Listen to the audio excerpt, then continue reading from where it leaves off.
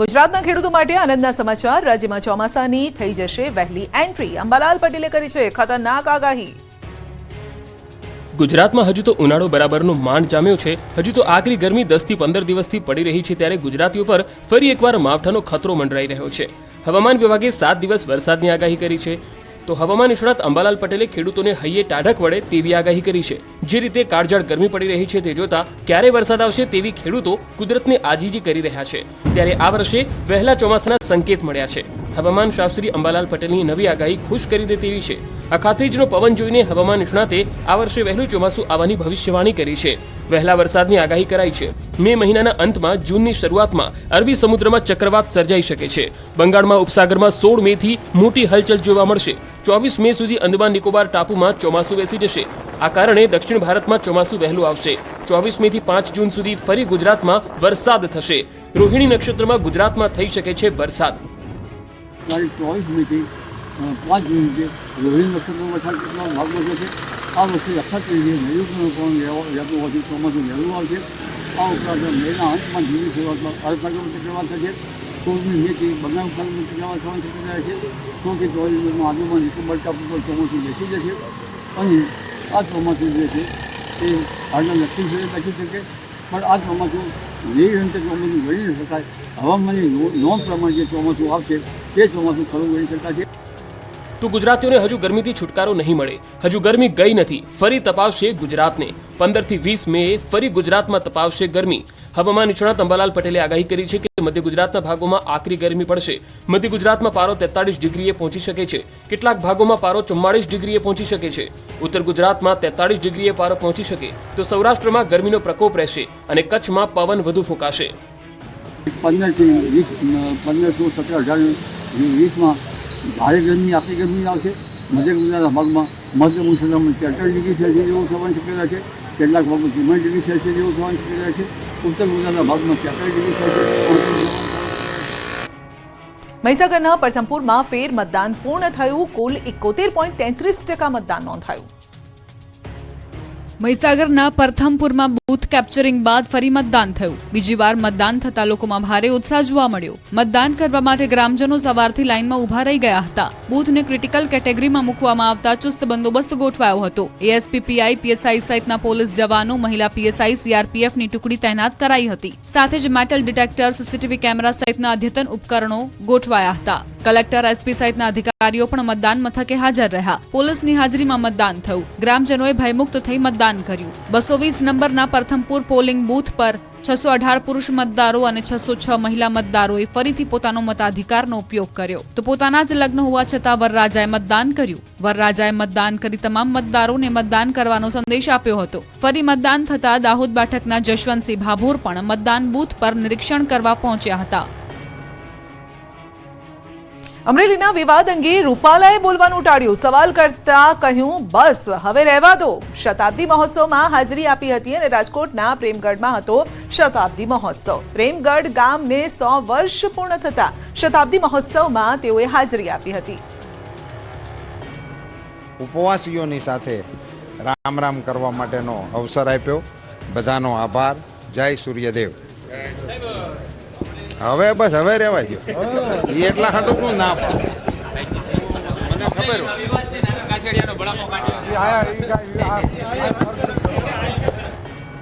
ઇફકોના chairman Dilip સંઘાણીનું નિવેદન, વિકાસ સિવાય હાલ કોઈ વાત નથી। ખેડૂતો માટે નક્કર કામગીરી કરવામાં આવે છે।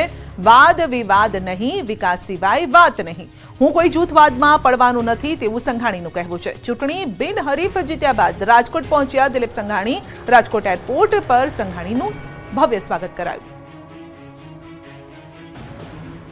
ઇફકોમાં જયેશ રાદડિયાની જીત બાદ ભાજપમાં મોટો ભડકો થયો છે અને સૌરાષ્ટ્રના સહકારી આગેવાન બાબુ નસીતે જયેશ રાદડિયા સામે મોરચો માંડ્યો। ઇફકોની ચૂંટણી બાદ સહકારી ક્ષેત્રમાં ભાજપનો આંતરિક વિવાદ સપાટીએ આવ્યો છે। રાજકોટના જ એક સહકારી આગેવાન હવે આ મામલે જંગે ઉતર્યા છે। ઇફકોમાં જયેશ રાદડિયાની જીત બાદ ભાજપમાં મોટો ભડકો થયો છે। ભાજપમાં હવે પાર્ટી સામે વિરોધના સૂર ઉઠ્યા છે। ત્યારે સૌરાષ્ટ્રના સહકારી આગેવાન બાબુ નસીતે જયેશ રાદડિયા સામે મોરચો માંડ્યો છે। પક્ષના મેન્ડેટની અવગણના કરનારા રાદડિયા સામે તાત્કાલિક કાર્યવાહીની માંગણી ઉઠી છે। સૌરાષ્ટ્રના સહકારી આગેવાન બાબુ નસીતે જયેશ રાદડિયા સામે મોરચો માંડી આક્ષેપો કરતા ખળભળાટ મચી ગયો છે। બાબુ નસીતે ઈલુ પ્રથા દૂર કરવાની પાટીલની પહેલની પ્રશંસા કરી. સાથે જ ભાજપના મેન્ડેટનો અનાદર કરનાર સામે કાર્યવાહીની માંગ કરી. બાબુ નસીતે કહ્યું કે જેમ મારી સામે કાર્યવાહી થઈ છે તેમ જયેશ રાદડિયા સામે પણ કાર્યવાહી કરવામાં આવે. ઇફકોની ચૂંટણીમાં બિપિન પટેલની હાર નથી થઈ, પરંતુ ભાજપની હાર થઈ છે. બીજી બાજુ સહકારી આગેવાન બાબુ નસીતના આક્ષેપો પર જયેશ રાદડિયાએ પલટવાર કર્યો છે. રાદડિયાએ કહ્યું કે મેં પાર્ટી વિરુદ્ધ કોઈ કામ કર્યું નથી. જે લોકો મારો વિરોધ કરે છે તે લોકો ખેડૂત વિરોધી છે. મેં પાર્ટી માટે લોકસભા ચૂંટણીમાં કામ કર્યું છે. રાદડિયાએ વધુમાં કહ્યું કે આજ દિન સુધી મેન્ડેટની જાણ મને નથી. મેં મેન્ડેટના નિર્ણય પહેલા ફોર્મ ભર્યું હતું. સમગ્ર બોર્ડના નિર્ણયને લઈ ફોર્મ ભર્યું હતું. એ બિપિનભાઈની હાર નથી, એ ભારતીય જનતા પાર્ટીની હાર છે એવું હું માનું છું. આપણી માનની હાર થાય ત્યારે કોઈ મૂંગું ન બેસી શકે. અને ત્યારે હું એવું માનું છું, પાટીલ સાહેબને પણ કહેવા માનું છું કે 113 મત જીતેલા ઉમેદવારને મળ્યા છે, તો એ જીતેલા ઉમેદવાર જે 113 લોકો છે એ આઈડેન્ટિફાય થાય. એમની સામે મારી ઉપર જેવા પગલાં લેવામાં આવ્યા હતા એવા જ પગલાં લઈએ. હું આજે ઇફકોમાં જીતીને આવ્યો. હું ભારતીય જનતા પાર્ટીનો કાર્યકર્તા છું. સામેવાળો કોંગ્રેસનો કોઈ જીતો હોય તો સ્વાભાવિક રીતે કહી શકીએ કે કોઈ કોંગ્રેસને આપણે મદદ કરી હોય. હું પણ ભારતીય જનતા પાર્ટીનો ધારાસભ્ય છું અને કાર્યકર્તા છું, એટલે ઇફકોની અંદર પણ ભાજપની જ જીત થઈ છે. સૌરાષ્ટ્ર બાદ હવે મધ્ય ગુજરાતના એપી સેન્ટર વડોદરામાં ભાજપનો વિખવાદ સપાટી પર આવ્યો. 2 દિવસથી સૌરાષ્ટ્રમાં ભાજપનો આંતરિક ઉભરો સામે આવી રહ્યો છે, ત્યારે હવે આ વિવાદ મધ્ય ગુજરાત સુધી પહોંચી ગયો છે. મધ્ય ગુજરાતના એપી સેન્ટર વડોદરામાં ભાજપમાં ભડકો થયો. મતદાન પૂર્ણ થતાં જ ભાજપનો આંતરિક વિવાદ સામે આવ્યો છે. વડોદરાના ભાજપની વોર્ડ કક્ષાની જૂથબંધી સપાટી પર આવી. ભાજપ મહિલા કોર્પોરેટર સામે પક્ષના કાર્યકરોએ દેખાવો કર્યા. બહિષ્કારના પોસ્ટર સાથે આજવા રોડ પર દેખાવો કર્યા. અગાઉ ભાજપ કાર્યકર્તા હિરેન બ્રહ્મભટ્ટ સામે મહિલા કોર્પોરેટરે લગાવ્યા હતા આક્ષેપો. હવે હિરેન બ્રહ્મભટ્ટના સમર્થનમાં કાર્યકર્તાઓ સામે આવ્યા. મહિલા કોર્પોરેટર માફી માંગે તેવી માંગ કરી. ગુજરાતમાં મતદાને 5 દિવસ બાદ સુરતના કોંગ્રેસના ઉમેદવાર નિલેશ કુંભાણીનો હાઈ વોલ્ટેજ ડ્રામા. કહ્યું કે મેં કોંગ્રેસ સાથે 2017નો બદલો લીધો. ગુજરાતમાં મતદાન પૂર્ણ થયા બાદ અચાનક જ સુરત કોંગ્રેસના ઉમેદવાર નિલેશ કુંભાણી પ્રગટ થયા. મીડિયા સમક્ષ આવી હાઈ વોલ્ટેજ ડ્રામા કર્યો. સુરત લોકસભા ચૂંટણીમાં હાઈ વોલ્ટેજ ડ્રામા સર્જનાર કોંગ્રેસના ઉમેદવાર નિલેશ કુંભાણી છેલ્લા 22 દિવસથી ગુમ હતા. ત્યારે મીડિયા સમક્ષ હાજર થયા અને તેમણે કોંગ્રેસ પર આક્ષેપ કરતા કહ્યું કે મેં નહીં, કોંગ્રેસે મારી સાથે ગદ્દારી કરી છે. જો કે વધુમાં તેમણે કહ્યું કે મારે ભાજપ સાથે કંઈ લેવા દેવા નથી. નિલેશ કુંભાણીએ કોંગ્રેસ પર સણસણતા આક્ષેપ કરતા કહ્યું કે કોઈ માયનો લાલ પેદા નથી થયો જે મને મારી શકે. કોંગ્રેસના સુરતના 5 નેતાઓના કારણે મેં આ કર્યું છે. મારા ઠેકેદારો કોંગ્રેસના કાર્યકર્તાઓ છે. હું અને મારા ઠેકેદારો એક સાથે છીએ.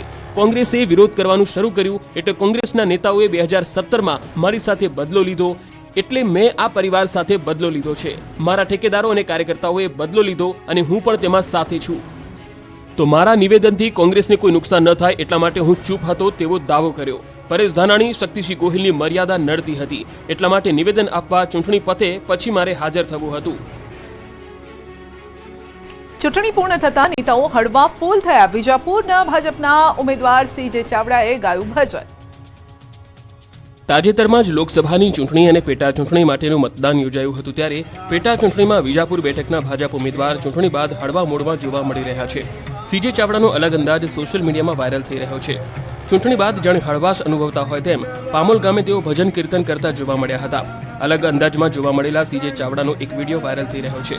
ઉલ્લેખનીય છે કે પામોલ ગામે આયોજિત ધાર્મિક પ્રસંગમાં હાજરી આપી તેમણે ભજનનો લાભ લીધો હતો. ધોરણ 10નું 82.56% પરિણામ જાહેર થયું. 30 વર્ષનું રેકોર્ડ બ્રેક પરિણામ છે અને ગરીબ ઘરની વિદ્યાર્થીનીઓએ માર્યો ડંકો. ગુજરાત માધ્યમિક અને ઉચ્ચતર માધ્યમિક શિક્ષણ બોર્ડ દ્વારા ગત માર્ચ માસમાં યોજાયેલી ધોરણ 10ની પરીક્ષાનું પરિણામ જાહેર કરવામાં આવ્યું. આ વર્ષે 82.56% રિઝલ્ટ આવ્યું છે, જ્યારે ગત વર્ષ 2023 કરતા 17.94% પરિણામ વધ્યું છે.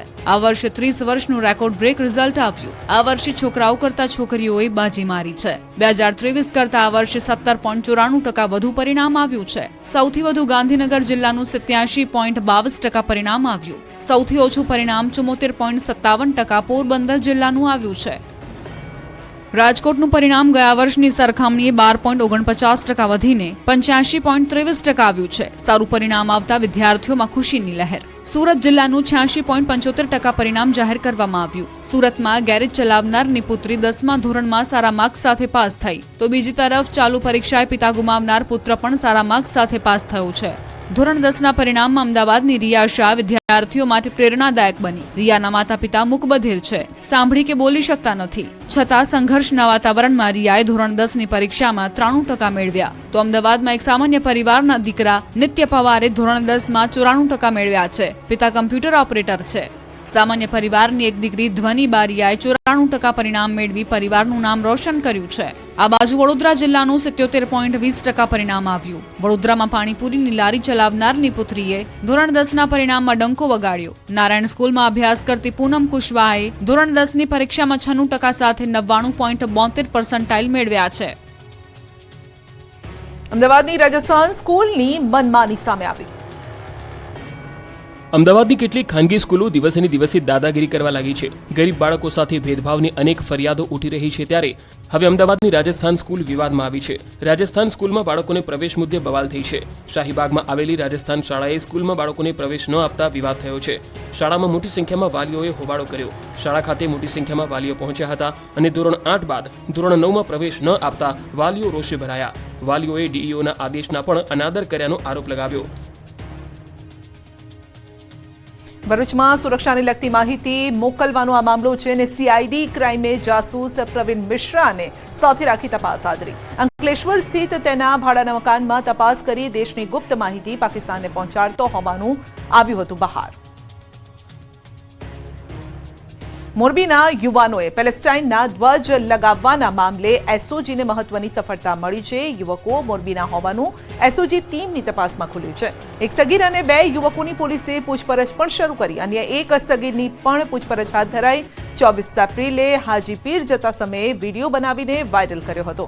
પેલેસ્ટાઇનના સમર્થનમાં વિડીયો બનાવીને કર્યો હતો વાયરલ. કચ્છના નખત્રાણા નજીક પેટ્રોલ પંપ નજીક દેખાયા હતા યુવકો. પેલેસ્ટાઇનના ધ્વજ સાથે બાઇક પર વિડીયો બનાવ્યો હતો. અમદાવાદમાં ચાલુ મેચમાં ધોનીએ પગે લાગીને ભેટનાર યુવક ભાવનગરનો. અમદાવાદના નરેન્દ્ર મોદી ક્રિકેટ સ્ટેડિયમમાં ચાલી રહેલી આઈપીએલ મેચમાં શુક્રવારે ગુજરાત ટાઇટન્સ અને ચેન્નઈ સુપર કિંગ્સ વચ્ચેની મેચ દરમિયાન સુરક્ષામાં મોટી ચૂક જોવા મળી. ક્રિકેટર મહેન્દ્રસિંહ ધોનીનો ફેન ચાલુ ક્રિકેટ મેચ દરમિયાન બાઉન્ડ્રીને ઓળંગીને સ્ટેડિયમમાં ધોનીને મળવા પહોંચ્યો હતો. આ કરતૂત બદલ તાત્કાલિક સ્ટેડિયમમાં હાજર પોલીસ જવાનોએ તેને પકડી લઈ તેની વિરુદ્ધ કાયદેસરની કાર્યવાહી હાથ ધરી હતી. પકડાયેલા આરોપી જય જાની મૂળ ભાવનગરનો રહેવાસી છે. પોલીસ પૂછપરછમાં તેણે કહ્યું કે મારી ધોનીને મળવાની ઈચ્છા હતી, એટલે જાડી કૂદીને હું જતો રહ્યો. મારો કોઈ બીજો ઈરાદો ન હતો. ત્યારે હાલ તો તેની ધરપકડ કરી વધુ તપાસ હાથ ધરાઈ છે. આ પ્રકારની ઘટનામાં કોઈ ગંભીર ઘટના ન બને તેની જવાબદારી કોની, એવા પ્રશ્નો ઊભા થયા છે. સુરતમાં વ્યાજખોરોએ ફરી માથું ઉંચક્યું. પોલીસે કરી લાલાંક. સુરતમાં ફરી એકવાર વ્યાજખોરોનો ત્રાસ વધી રહ્યો છે. વ્યાજના વિષચક્રમાં પરિવારો ફસાઈ રહ્યા છે. ત્યારે સુરત પોલીસે વ્યાજખોરો સામે લાલાંક કરી છે. સુરતની કાપોદ્રા પોલીસે 5 વ્યાજખોરો સામે પગલાં લીધા છે અને 5 વ્યાજખોરોની ધરપકડ કરી છે. વ્યાજખોરો પાસેથી ડાયરી, મોબાઈલ અને રોકડા મળી આવ્યા છે. તપાસમાં સામે આવ્યું છે કે વ્યાજખોરો વ્યાજે આપેલા રૂપિયા લેવા લોકોને દબાણ કરતા હતા અને ફોન કરી વારંવાર ધમકી આપતા હતા. આ અંગેની ફરિયાદો મળતા પોલીસે વ્યાજના વરુઓને પકડી જેલ હવાલે કર્યા છે. અમરેલીના લીલિયામાં ગુંડાઓ બન્યા બેફામ. ધોળા દિવસે થઈ લૂંટ. અમરેલીના લીલિયામાં લૂંટારુઓ બેફામ બની ગયા છે. લૂંટારુઓને જાણે પોલીસનો કોઈ ડર ન હોય તે રીતે લૂંટ ચલાવી ડરનો માહોલ ઉભો કર્યો. લીલિયાના ક્રાકચ ભોરિંગડા રોડ પર એક વેપારીને લૂંટી લેવાયો. ઇમિટેશન જ્વેલરીની દુકાન ચલાવતા મનોજભાઈ માંગરોલિયા પોતાની દુકાનમાં હતા ત્યારે કેટલાક શખ્સો બાઇક પર આવ્યા હતા અને દુકાનમાં ઘૂસી પહેલા તો વેપારીને ધાક ધમકી આપી હતી અને બાદમાં વેપારી પાસેથી 1,90,000